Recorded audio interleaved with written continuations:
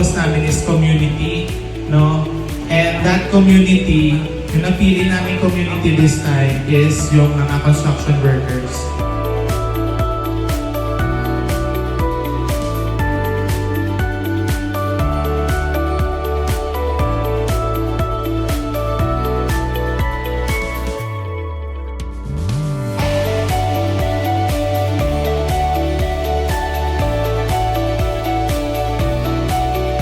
Isa sa reason bakit namin pinili yung community nyo dahil gusto din namin mapagtibay na yung bond ng architect tsaka yung workers nila.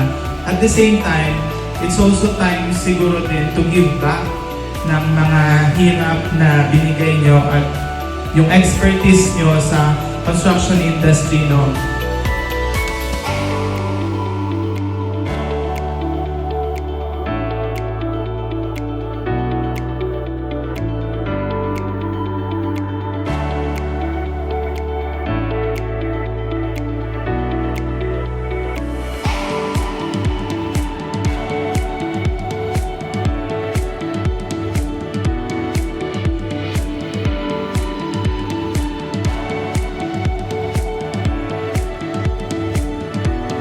Laking pasasalamat namin sa inyo. Hindi mabubuo lahat yung mga projects natin if wala kayo. So isa kayo sa pundasyon kumbaga para maging successful yung isang project.